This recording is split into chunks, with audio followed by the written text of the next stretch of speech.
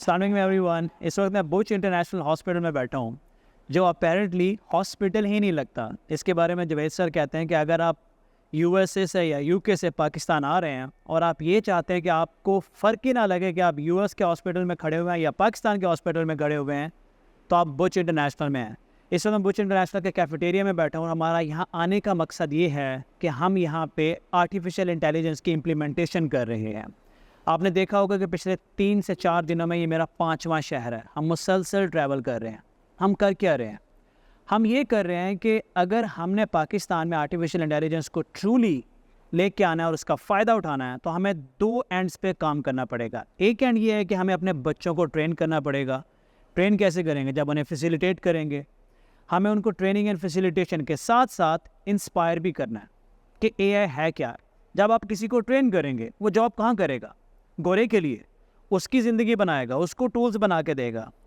दूसरे एंड पे अगर हम ये करते हैं कि जितनी भी हमारी ऑर्गेनाइजेशंस हैं, बड़े बड़े इदारे हैं, चंद इदारों के अलावा जो बड़े बड़े हमारे इदारे हैं, उनको बात करना पड़ेगी डेटा साइंटिस्ट से, एआई इंजीनियर से, एमएल इंजीनियर से। अगर ये लोग कोलैबोरेट करेंगे तो हम इनके पेन पॉइंट्स समझ पाएंगे। इस इंस्टीट्यूट का जो हेड है, जो इस इंस्टीट्यूट का सीईओ है, his name is Yasir Bucha, he is my friend and my business partner. उसका जो विजन है अबाउट आर्टिफिशियल इंटेलिजेंस वो बहुत बड़ा है। उसने मुझे फुल गो अहेड दिया है कि जो भी मैं यहाँ इम्प्लीमेंट करना चाहता हूँ वो मुझे सपोर्ट करेगा। हमें इस तरह का माइंड सेट चाहिए। जस्ट इमेजिन, जब हम यहाँ पे हर तरफ एआई लगाएंगे तो क्या उन बच्चों को जिनको हम ट्रेन कर रहे हैं, फैसिलिटेट कर रहे हैं, क्या उनको जॉब के मौके नहीं मिलेंगे? एक इदारा अगर 10, 15, 20 बच्चों को भी चांस देता है, क्योंकि मैं यहाँ हायरिंग भी कर रहा हूँ, एक टीम बना रहा हूँ, तो अगर पाकिस्तान के सारे इदारे इस तरह से एआई इम्प्लीमेंट करेंगे तो 2 काम होंगे।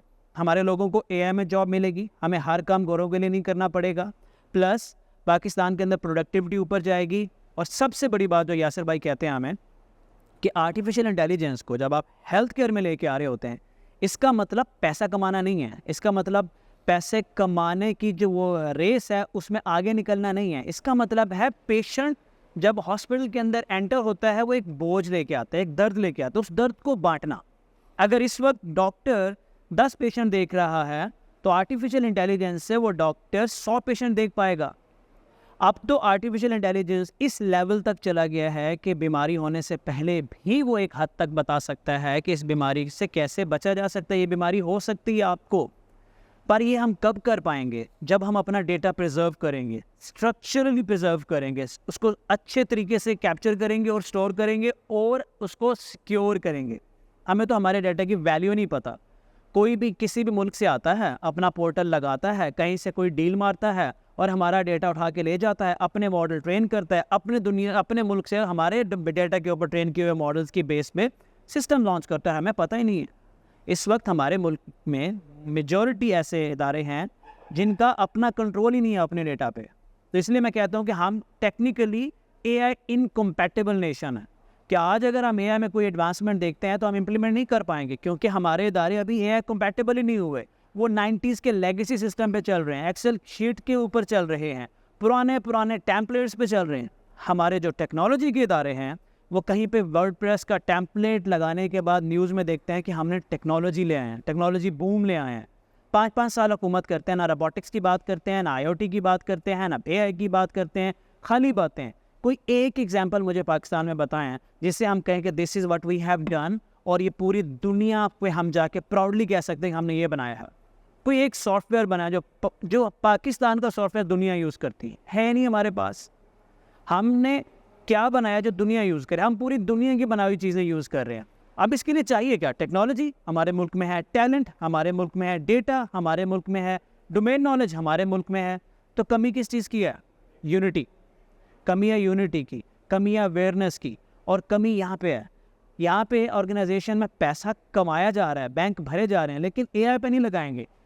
एक्सेल की शीट के लिए 10 बंदे एक्स्ट्रा हायर कर लेंगे, एआई पे नहीं लगाएंगे। हम डेटा को कैप्चर ही नहीं करेंगे। क्यों? हमें पता ही नहीं है उसकी वैल्यू क्या है। और खुदा ना खास्ता जब तक हमें डेटा की वैल्यू पता चलेगी, हम 5 साल नहीं, 10 साल नहीं, 20 साल नहीं, 30 साल पीछे हो जाएंगे। एंड इसलिए मैं कहता हूँ कि हम रेस से ही बाहर हो जाएंगे। सो हम लोग यहाँ रात से आए हुए, हमने रात अपना होमवर्क किया, आज हमारी कुछ मीटिंग्स हैं, और उसके बाद हमने यहाँ पे ऑलरेडी एक टीम स्टैब्लिश की हुई है। हम उस टीम को एक्सपेंड कर रहे हैं, और जहाँ से मुझे मदद मिल रही है जहाँ से भी मुझे लोग सपोर्ट कर रहे हैं, मैं वहाँ जा रहा हूँ, उनके पेन पॉइंट समझ रहा हूँ। Why I am recording this video, जितने भी बच्चे AI सीख रहे हैं या कहीं भी काम कर रहे हैं, आप लोगों को नेटवर्किंग इस्टेब्लिश करनी है उन लोगों से जिन्होंने ऑर्गेनाइजेशन बनाई हुई हैं, अच्छी ऑर्गेनाइजेशन रन कर रहे हैं, क्योंकि जब आप उनसे बात करोगे, उनके पेन पॉइंट्स को समझोगे, तो कुछ नॉलेज आप उनको दोगे, कुछ नॉलेज आपको मिलेगा। प्रॉब्लम आइडेंटिफाई जब हो जाएगा तो सोल्यूशन निकलता खुद ब खुद है, आपका ब्रेन उस पर काम करना शुरू कर देता है।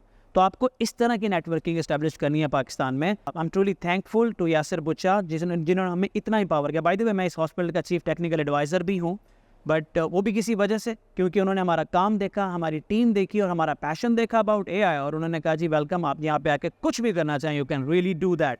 और इस तरह से और भी बहुत सारे इदारे हैं जो हमें सपोर्ट कर रहे हैं और हम उनके लिए काम कर रहे हैं। मकसद हमारा सिर्फ एक है, क्रिएट समथिंग जो हमारा मुल्क प्राउडली का है कि यार ये हमने अपने मुल्क में बनाया है। ख्वाब तो हम देख सकते हैं ना, मेहनत भी कर सकते हैं, रिजल्ट अल्लाह देगा। आप भी दुआ करें, मैं भी दुआ करता हूँ। Thank you.